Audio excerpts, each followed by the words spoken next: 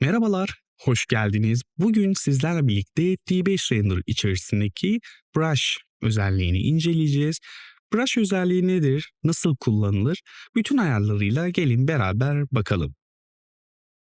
İlk olarak Brush özelliğimizi aktif hale getirebilmemiz için ekranımızın üst tarafındaki Tools butonuna tıklıyorum ve buradaki açılan penceredeki Brush özelliğine tıklayabilir ya da klavyenizde B tuşuna basabilirsiniz. Buraya tıkladığımda gördüğünüz gibi D5 Render Asset Kütüphanesi karşımıza geldi.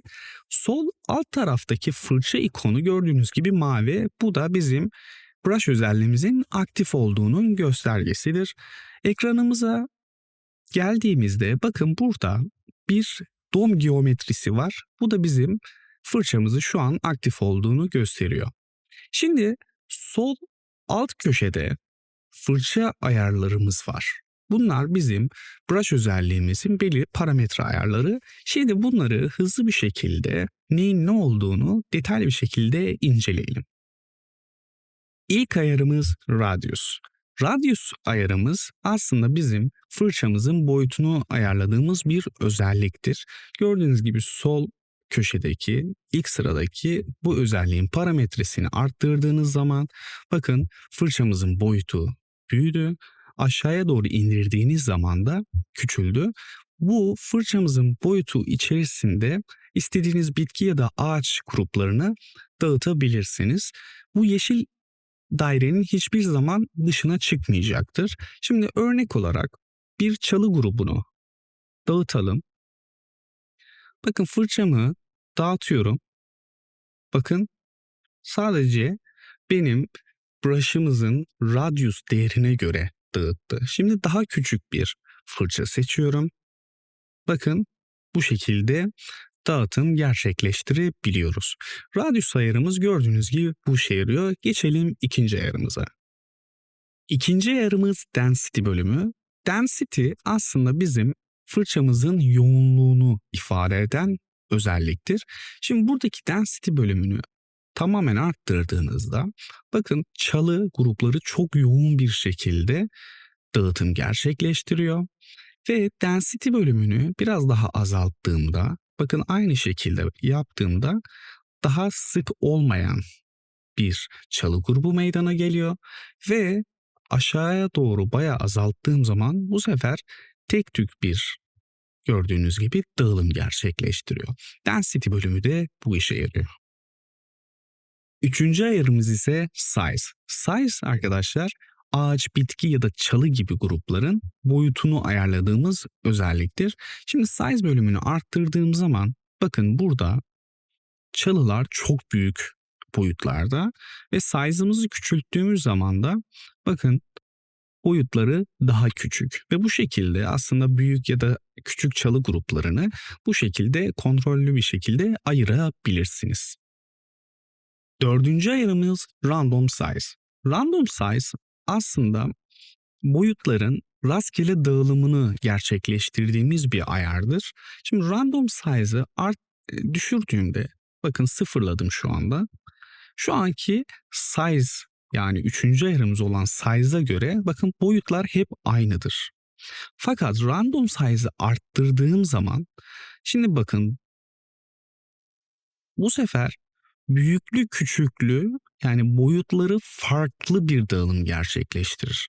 Aslında bu önemli bir not çünkü peyzajda ya da doğa gibi çizimlerde kesinlikle aynı ağaç boyutlarıyla çalışmayın. Her zaman farklı küçük büyük ağaçlı şekilde çalışırsanız renderınızda gerçekçilik ön plana çıkacaktır. Beşinci ayarımız Align to Terrain. Align to Terrain genellikle eğimli arazilerde fırçamızın daha doğru dağılım saçabilmesi için kesinlikle önemli bir ayar. Bunu kesinlikle aktif halde tutuyorsunuz eğer bir eğimli arazide çalışıyorsanız.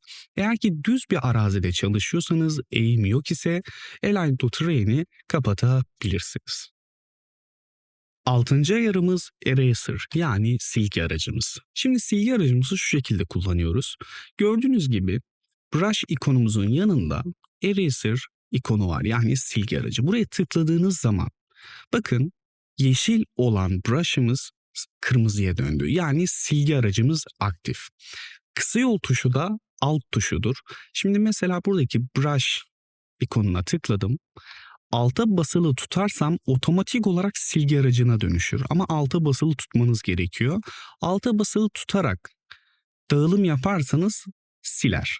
Şimdi bunu örnek bir şekilde görelim. Gelip ben burada bir çalı grubunu bu şekilde dağıtıyorum arkadaşlar. Şimdi de alt tuşuna bastım. Bakın silgi aktif hale geldi. Basılı tutup bir şekilde silebiliyorum. Alta basılı tutup ve buradaki radyus ayarını düşürürseniz burada da silgimizin boyutunu küçültüp ya da büyütebiliyorsunuz. Gördüğünüz gibi silgi aracımız da bu kadar. 7. ayarımız Preset. Preset ne işe yarar? Preset bizim fırçalarımızı kaydedip başka projelerde de kullanmamıza yarayan bir özelliktir. Şimdi bakın burada Add Preset diye bir ikonumuz var. Buraya istediğiniz gibi çalı grubuna ekleyebilirsiniz. Ekledikten sonra buraya tıkladığınızda bakın stüdyo açılıyor ve bizim şu 2 tane olan beraber olan fırçamızı kaydetmemizi istiyor. Diyorum ki ben buna My Brush ve sevledim. Sevledikten sonra ben artık burayı kapatabilirim. Ve daha sonraki projelerimde, farklı projelerimde buradaki stüdyo butonuna tıkladığımda bakın My Brush özelliği var. Ve ben buna tıkladığım andan itibaren bakın arkadaşlar şöyle Asset kütüphanesini de açayım. Otomatik olarak buraya gelecektir. Ve ben bunu başka projelerimde de bu kombini kullanabiliyorum. Evet, gördüğünüz gibi brush ayarlarımızı gördük. Şimdi buradaki sahnemizi baştan başlayarak hem de brush ayarlarımızı pekiştirmek namına beraber finalleyelim. İlk olarak sahnemizi yeşillendirmeden önce hakimiyet anlamında gördüğünüz gibi şuradaki asetimi gizliyorum ve sadece sahnemde evim ve arazim kalacak şekilde bekletiyorum ve buradaki aset butonuna tıklayıp artık fırçalama işlemine geçebiliriz. Buradaki brush özelliğini aktif hale getiriyorum. Şimdi ilk olarak çimenle başlayacağız. Ben buradaki favori ürünlerimden 3 tane çimi seçiyorum. Radius bölgesini arttırıyorum. Brush alanımı ve buradaki density bölümünü biraz arttırıyorum. Şu anki size ve random size değerlerim benim için gayet iyi ve buradaki Align to Terrain özelliğini de aktif hale getiriyorum. Şimdi buradan T tuşuna basarak top görünüme geldim ve buradan yavaş yavaş başlayacağım arkadaşlar. Şimdi buradan gelip arazimi şu şekilde boyuyorum.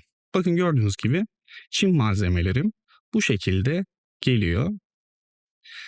Yola taşması çok önemli değil çünkü birazdan sileceğiz arkadaşlar. Farkındaysanız her yeri boyamıyorum. Çünkü genellikle peyzaj çok bilgisayarı yoran bir işlem. Onun için çok gerek yok. Sadece görünümü olan bölümleri yapmanız yeterli olacaktır. Ve gördüğünüz gibi bakın buraya kadar bir işlem gerçekleştirdim.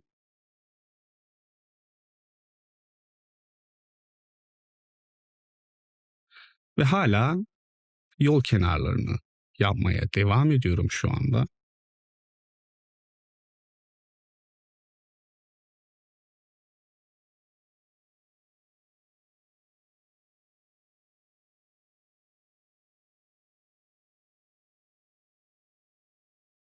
Şimdi buradan sahneme eski görünümüne geliyorum. Şu an bakıyorum nerelerde eksiğim var. Yeniden top görünüme geldim arkadaşlar. Bakın şurada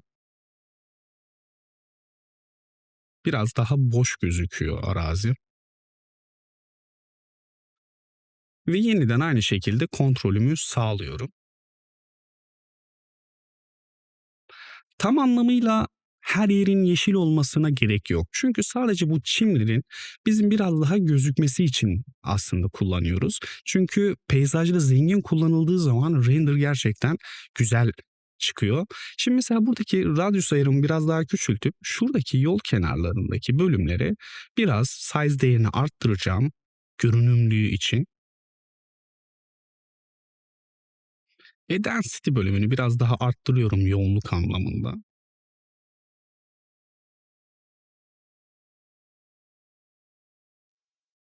Evet. Şimdi silgi aracımla yeniden top görünüme geliyorum.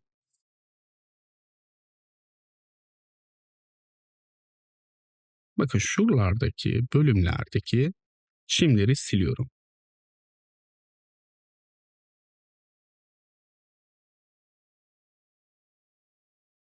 Şimdi birazdan üzerine çalı gibi küçük bodur ağaçlar koyacağımız zaman zaten bunlar çoğu gözükmeyecek. Biz sadece görünüm açısından zengin kalması için bunları yapıyoruz.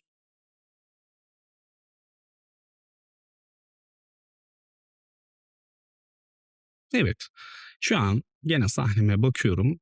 Evet, şu an gayet güzel.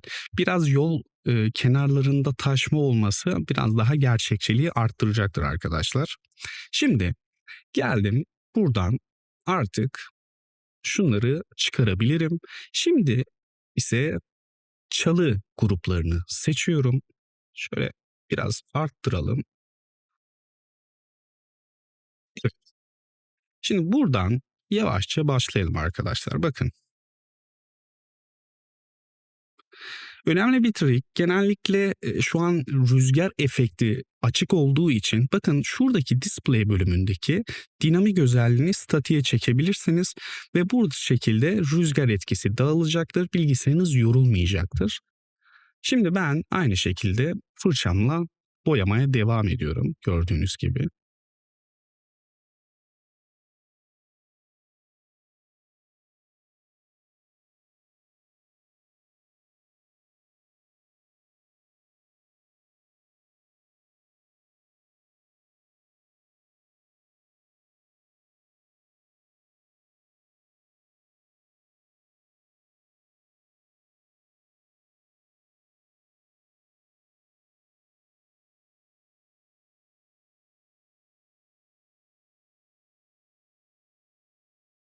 Şimdi burada yeniden aynı şekilde radyus ayarımı biraz daha düşürüyorum. Şurada evet çok yola taşmaması için yapıyoruz bunu. Şöyle hafif şuralarda olsun.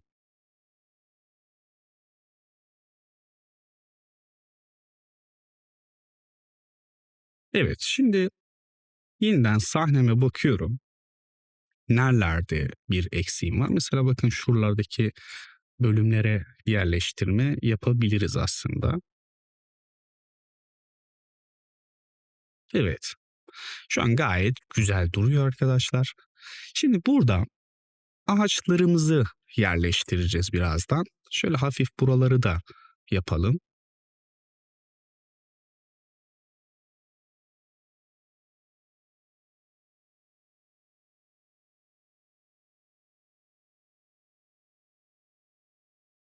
Evet, şimdi bunları da çıkarıyorum. Şimdi arkadaşlar ağaç gruplarını alacağım.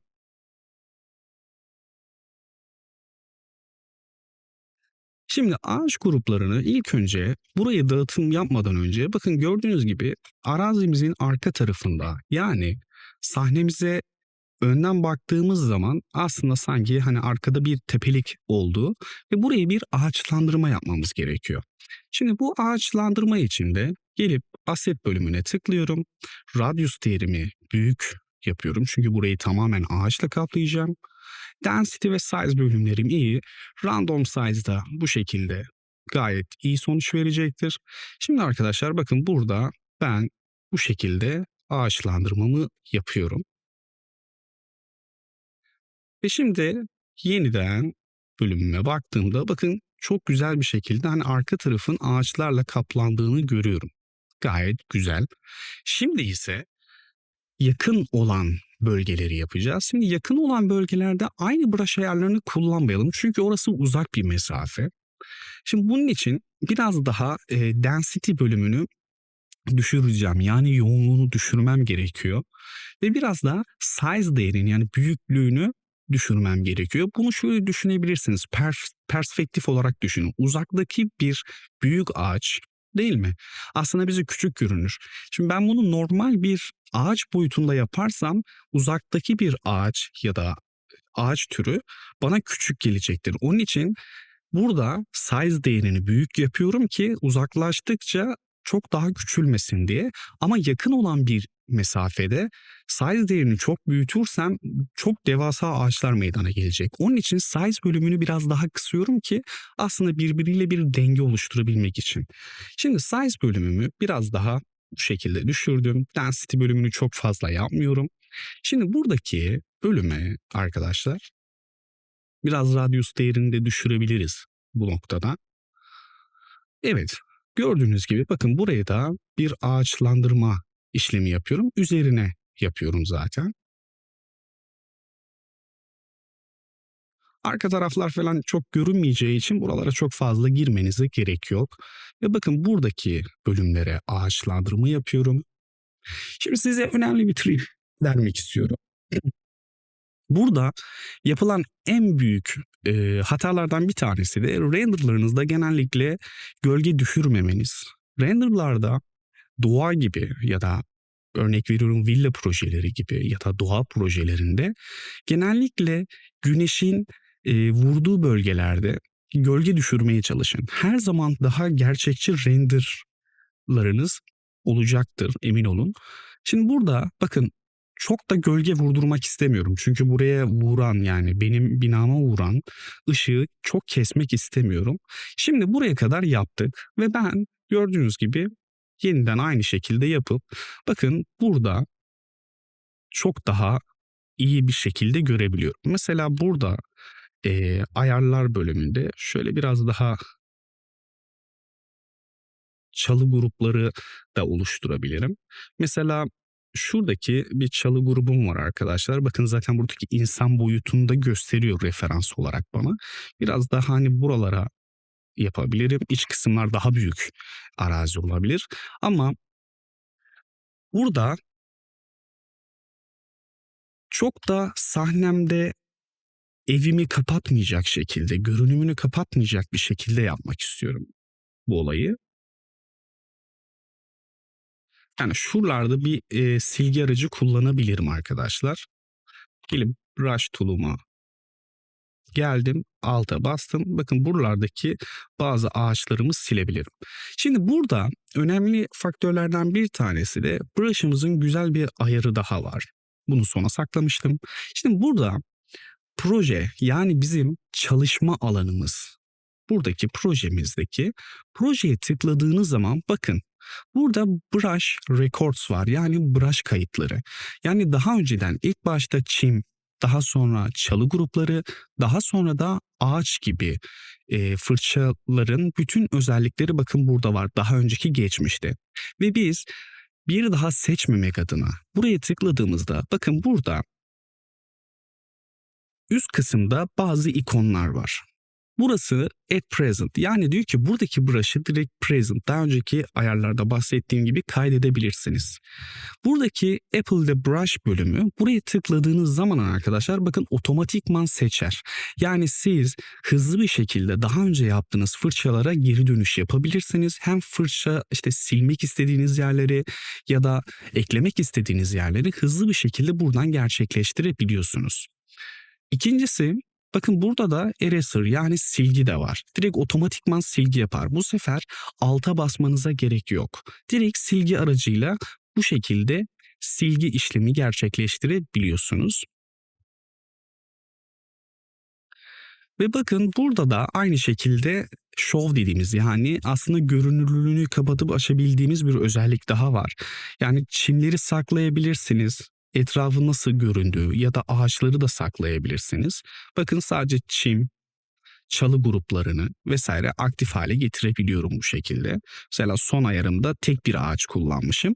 Yani sizin burada ayarladığınız aset bölümündeki her brush'ı buraya kaydeder ve hızlı bir şekilde geçiş yapabilirsiniz. Gerçekten çok güzel kontrolörlü bir şekilde projenize devam edebiliyorsunuz. Şimdi ben burada mesela sileceğim yerde şuradaki ağaç bölümlerinde ne yapıyorum? Radius değerini biraz düşürüyorum. Niye? Çünkü bakın burada evimi biraz daha kapatıyor. Şimdi gelip Scale bölümünden yine bir kontrolörlük sağlıyorum. Evet, şunu da silebilirim. Evet, bakın şu an gayet güzel. Fakat burada mesela neler olabilirdi? Biraz daha şöyle yapıyorum. Bu sefer brush özelliğime geliyorum. Bakın arka tarafta boşluk kalıyor. Yani bir toprak gibi. Burada yumuşak bir geçiş sağlamam gerekecek. Onun için de ben şimdi buraya geliyorum. Bakın yani şu etrafımdaki bölüme. Sanki bu projedeki alan ile arkada gösterdiğimiz tepelik alan birleşikmiş gibi göstermek adına. Çünkü her detaya dikkat etmemiz gerekiyor bir falso vermemek için. Şimdi aynı şekilde bakın buralara da ağaçlandırma yapabilirim. Ve scale ile yeniden bakın sahneme geldiğim zaman daha bu sefer tam orman içiymiş gibi gözükebiliyor. Ve gördüğünüz gibi projemiz daha güzel. Ve gördüğünüz gibi bakın güneşi de ayarladığımız zaman çok güzel gerçekçi bir render çıkartabilirsiniz arkadaşlar. Evet, sahnemizi finalledik. Eğer videoyu faydalı bulduysanız beğenmeyi ve kanalıma abone olmayı unutmayın. Bir sonraki derste görüşmek üzere, hoşça kalın.